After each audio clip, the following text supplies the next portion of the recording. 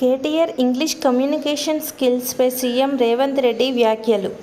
నేను 10 నెలల్లో సరిగా ఒక్క సంవత్సరం తిరిగే లోపల 2,20,000 కోట్లు పెట్టుబడులు తెచ్చిన. ఇది నా సమర్థత.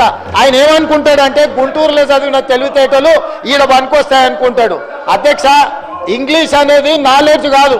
4 ఇంగ్లీష్ ముక్కలు ఆయనకు రావచ్చు, నేను 4 ఇంగ్లీష్ ముక్కలు కానీ ఈ ప్రపంచంలో చైనాలో ఉండేవాడికి ఇంగ్లీష్ రాదు, జపాన్లో ఉండేవాడికి ఇంగ్లీష్ రాదు, జర్మన్లో ఉండేవాడికి ఇంగ్లీష్ రాదు.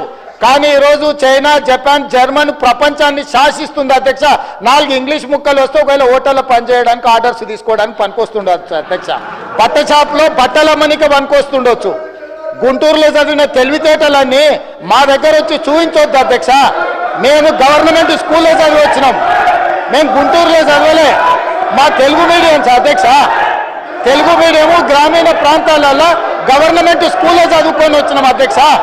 మేము గుంటూరులో పోయి చదువుకొని రాలే, ఆ తర్వాత పూనా పోలే, ఆ తర్వాత విదేశాలు తిరగనిక పోలే. మేము ఇక్కడనే పుట్టినాం, ఇక్కడనే పెరిగినాం, ఇక్కడనే చదువుకున్నాం.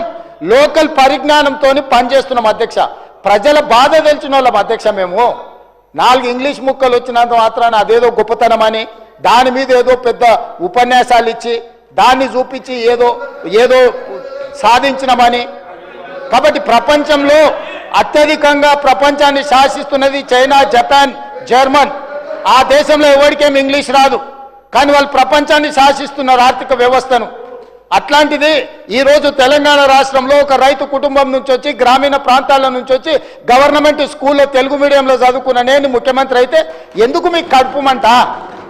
ఏందా బాధ? అసలు కళ్ళల్లో నిప్పులు పోసుకుంటారు అధ్యక్ష. నేను కనిపించగానే ఆయననే చూడనికనే వస్తలేడు, చూస్తే అదేదో పాపమైంది అన్నట్టు. కాబట్టి ఇప్పటికైనా దయచేసి ఈ 5 ఏళ్ళు కాదు, వచ్చే 5 ఏళ్ళు కూడా, ఈ 5 ఏళ్ళు కాదు, వచ్చే 5 ఏళ్ళు కూడా మేమే ఉంటాము. మీరు అక్కడ ఉండాలనుకుంటే సలహాలు ఇవ్వండి. పెద్ద ఆయన మీకు కుర్చీ ఇయ్యాడు. నేను మళ్ళీ కూడా చెప్తున్నా, పెద్ద ఆయన గురించి నీకెంత తెలుసో తెలియదు కానీ నాకు చాలా తెలుసు. వెనకటికి నీకు కూడా చెప్పిన, నువ్వు ఆశించకని. ఇప్పుడు కూడా నేను చెప్తున్నా, పాపం ఉండనియండి, పెద్ద మనిషి తెలంగాణ కోసం కొట్లాడిండి అని మీరే చెప్తారు. ఆయన కుర్చీ మీద కన్నేస్తారు మీరు ఇద్దరు కలిసి. ఎందుకు ఆయన మీద పగబట్టారు? కుటుంబంలో పెద్ద దిక్కు ఒక ఆయన ఉండాలి, పెద్ద దిక్కు ఉంటేనే గౌరవం ఉంటుంది. పెద్ద ఆయనను కూడా ఖతం చేసి కుర్చీలో కూర్చోవాలనే స్కీమ్లు వేయకండి.